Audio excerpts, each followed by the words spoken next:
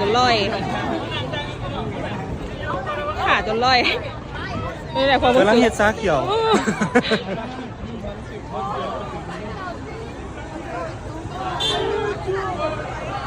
โดนเกือบ5 นาที 7 นาทีแล้วเด้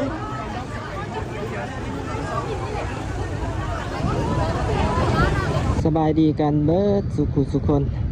ตอนนี้เราอยู่ทางเข้าตลาดขัวดินหรือว่า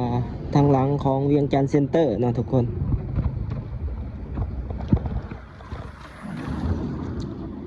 มื้อนี้ก็ถือว่ามีข่าวแผ่นดินไหวอยู่พม่าแล้วก็อยู่ไทยเนาะอยู่กรุงเทพโอ้เห็นภาพแล้วก็รู้สึกเป็นตะหยานเนาะรู้สึกเป็นตะหยานหลาย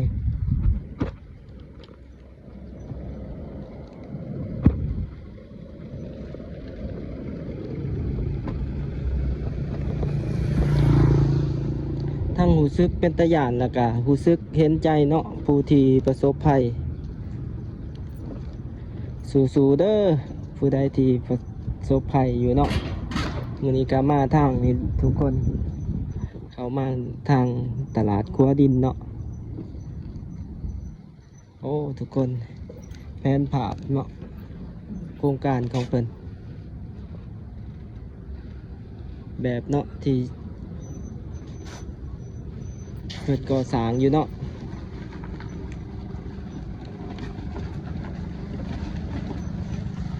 โอ้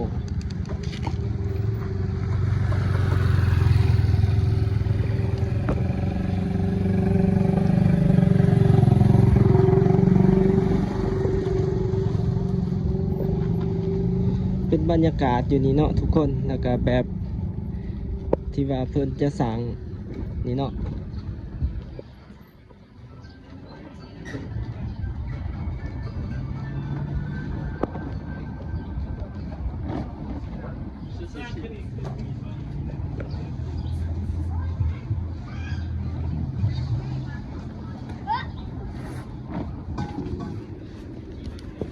นี่ก็เป็นบรรยากาศอยู่นี่ไก่สีหอดปีใหม่ล่ะหลายๆคนก็มาซื้อเครื่องไปขายในเนาะอยู่นี่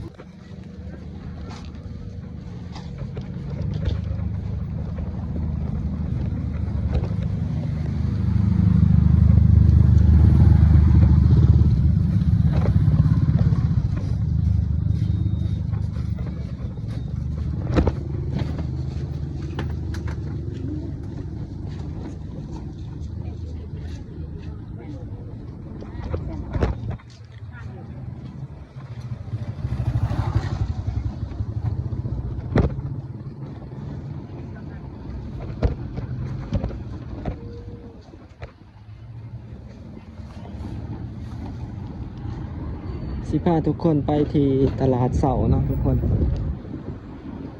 เดี๋ยวเราออกจากไปเบิ่งกันบรรยากาศอยู่ที่ตลาดเสาเข้ามานี่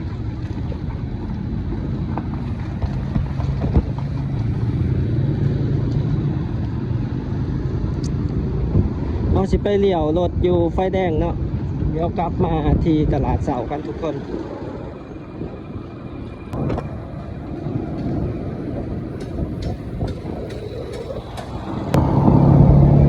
เดี๋ยวไปเบิ่งบรรยากาศกันอยู่ที่ตลาดเสาทุกคน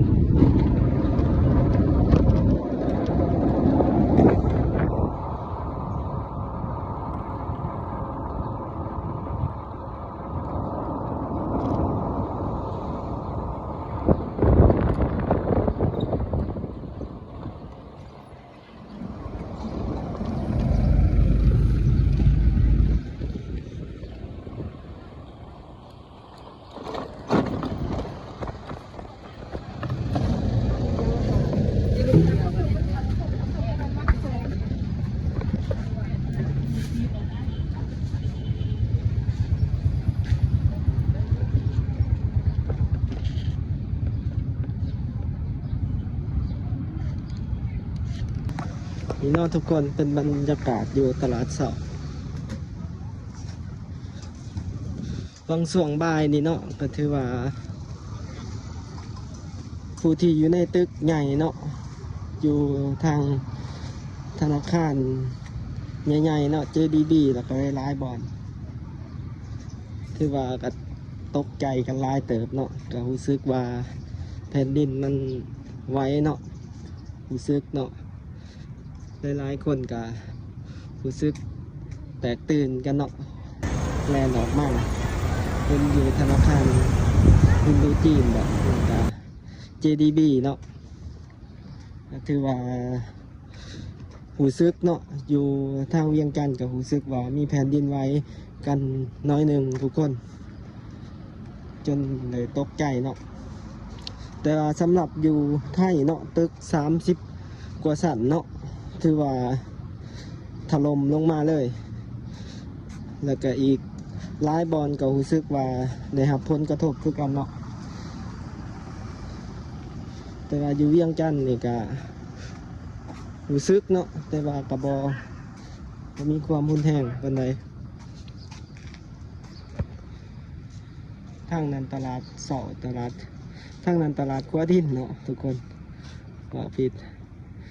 ทางตลาดขัวดินทางตลาดน้องจันทน์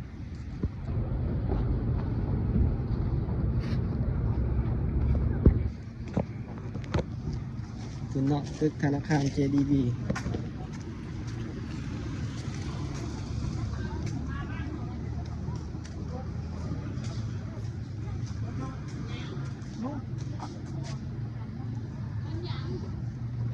ตอนนี้เวลา4 โมงเด้อทุกคน เวลา4 โมงแรงเดี๋ยวสิพาทุกคนขึ้นไปเบิ่งอยู่ตลาดเสาแล้วก็เขาไปมุมสูงเนาะไปเบิ่งมุมสูง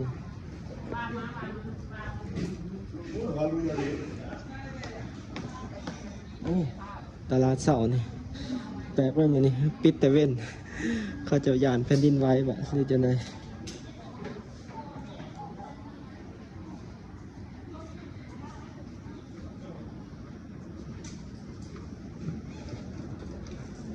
เงียบเลย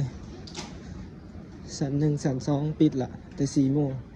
ปกติเขายังบ่ทันปิดนะ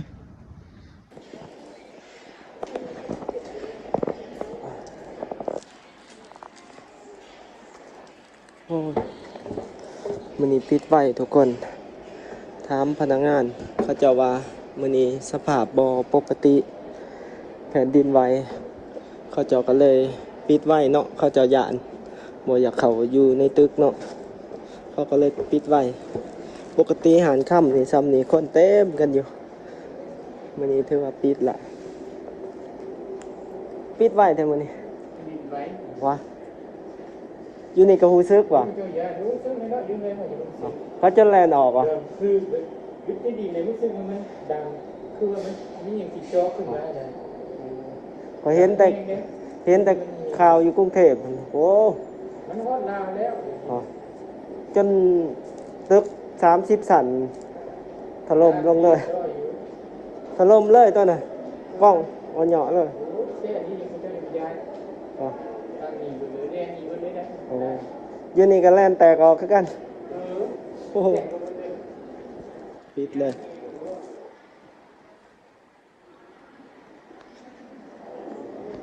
เงียบเลยทุกคนเขาจะหยาดเดี๋ยวลงไปเบิ่งทางลุมเนาะ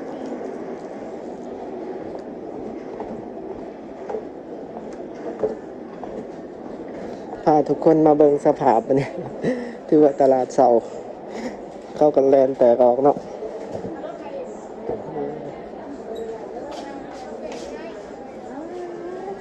ภัยธรรมศาสตร์เริ่มเข้ามาแล้วเนาะทุกคนไก่เขามาถึงเมืองที่บ่ได้ใหญ่คือต่างประเทศแต่ว่าก็ถือว่าเริ่มมีภัยธรรมศาสตร์เริ่มคมคูละ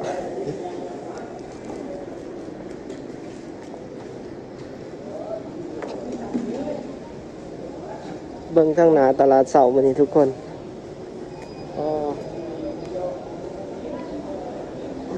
ว่างๆเลย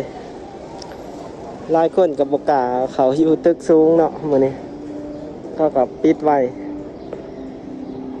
คนอยู่ตลาดเสาแล้วก็ตึก JDB เนาะวังส่วงแผ่นดินไหวเนาะเขาเจ้าก็แล่นแตกตกใจออกมาแล้วก็ปิดไว้คือเฮาเห็นนั่นแหละอยู่หานค่ำก็ ปิดเนาะถือว่าปิดตะเว้นมื้อนี้เป็นถนนหลานสร้างเนาะสภาพ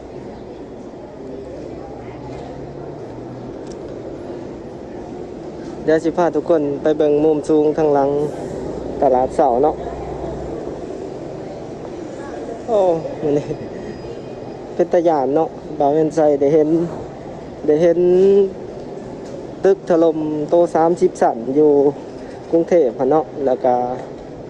การโอนเอ็นของตึกคู่ที่ว่าเป็นสะพานต่อกันหันโอ้รู้สึกว่าเบิ่งแล้วก็ขนชิงลุกเลย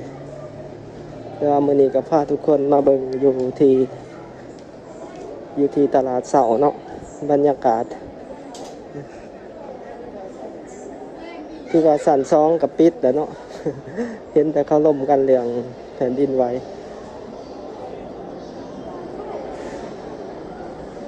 บอนนี้กับปิดล่ะโอ้น่าสงสารพี่น้องชาวเมียนมาเนาะแล้วก็ผู้ที่ประสบภัยอยู่ลุมตึก30ชั้นอยู่กรุงเทพฯหั่นสู้ๆเด้อ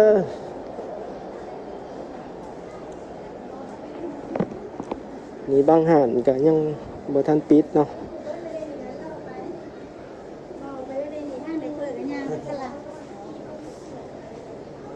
ว้า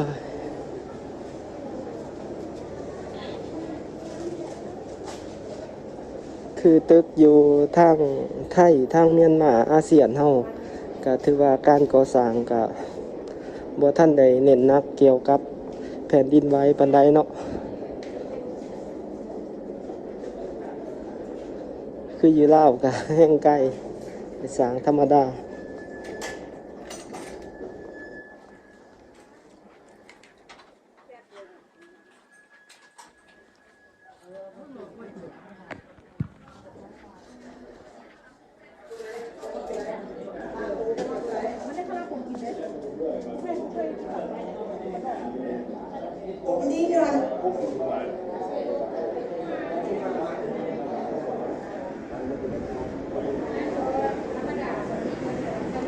บรรยากาศอยู่ตลาดเสาเดียวขึ้นไปเบิ่งมุมสูงเนาะอยู่ชั้น2ชั้น3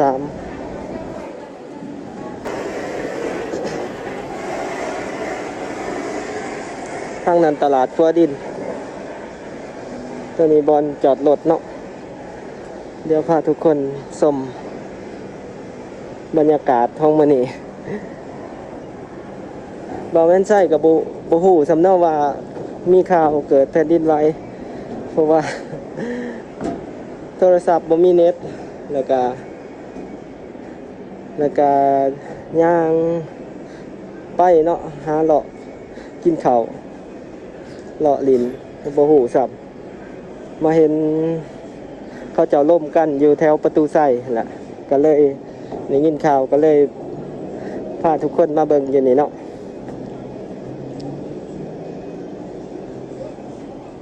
ทุกคนเบิ่งบรรยากาศอยู่ที่ตลาดเสามุมสูงเนาะตลาดกัวดินตลาดน้องจันเนาะทางภาคสันเวียงจันทน์เซ็นเตอร์ทาง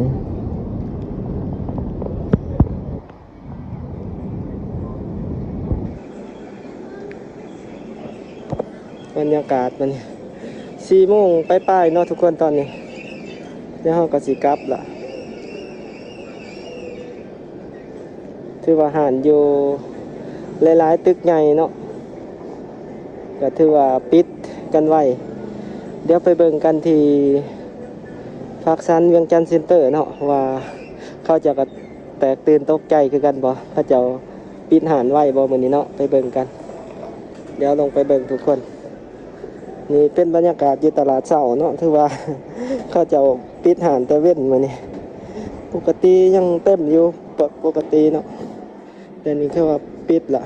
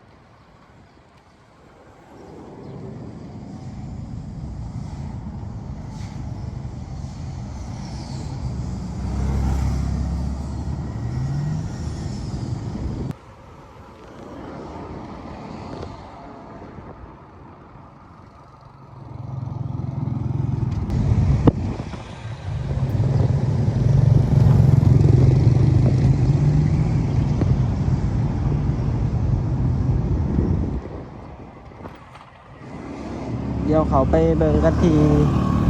ภาคสันทุกคนว่าเขาเจ้าแตกตื่นบอกเขาเจ้าปิดหานแต่เว้นกันบ่เนาะแต่ว่าตลาดเช้าถือว่าปิดแต่3 โมงเลยเนาะแต่2 โมง 2-3 โมงเขาจะปิดแต่ว่ารถร้ายไหมเขาจะมีงานบ่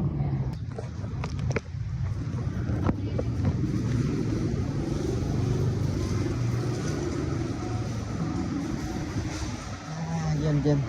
เย็นเย็นโอ้อยู่ภาคสัน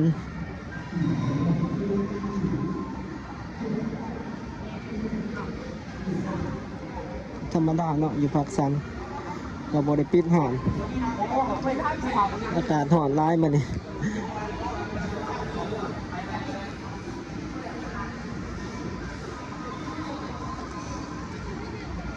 มีหาดมาเปิดใหม่น้ำหนักอยู่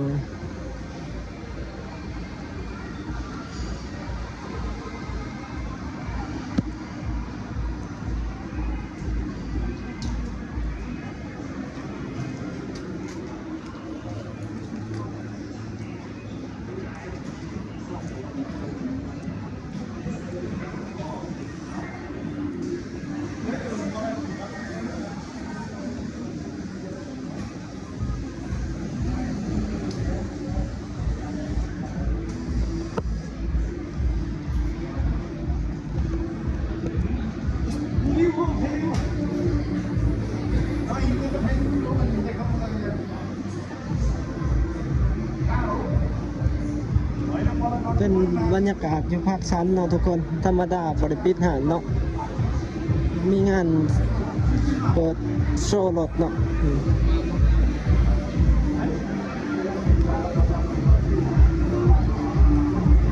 เดี๋ยวลงไปบางสันลมแล้วก็สิขึ้นมาเนาะแล้วก็สิกลับทุกคนคือว่าอยู่นี่กับปกติอยู่เนาะ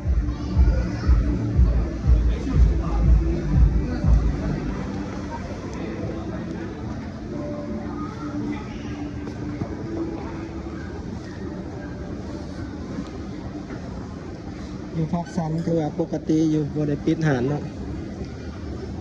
แต่ว่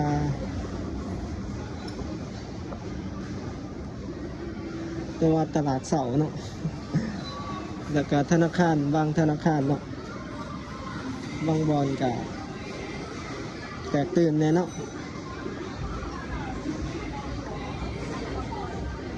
อยู่นี่กับปกติอยู่คน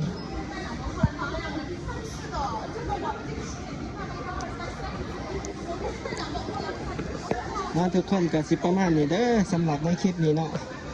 วันนี้ก็พาทุกคนมาเบิ่งบรรยากาศเนาะหลังข่าวแผ่นดินไหวเนาะ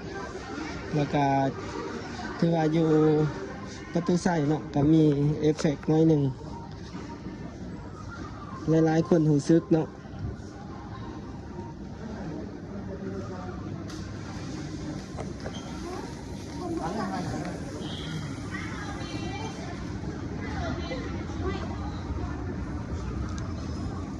ก็สิมีอยู่ประมาณนี้เด้อทุกคนสำหรับในคลิปนี้เนาะถ้าผู้ใดมักหรืออยากสนับสนุนกันก็อย่าลืมกดไลค์กดแชร์กด Subscribe เนาะเพื่อเป็นกำลังใจให้กันคือเก่ากับ2แมนไส้บ่าวลาวคือเก่าเนาะทุกคนตอนนี้บ่าวแมนไส้ก็ต้องขอกราบคำขอบใจแล้วก็สบายดีขาจนลอยขาจนลอยนี่แหละความรู้สึกกำลังเฮ็ดซากเกี่ยว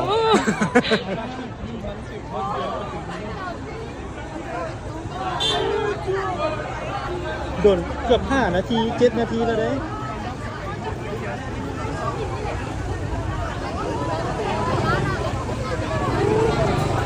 เจ้า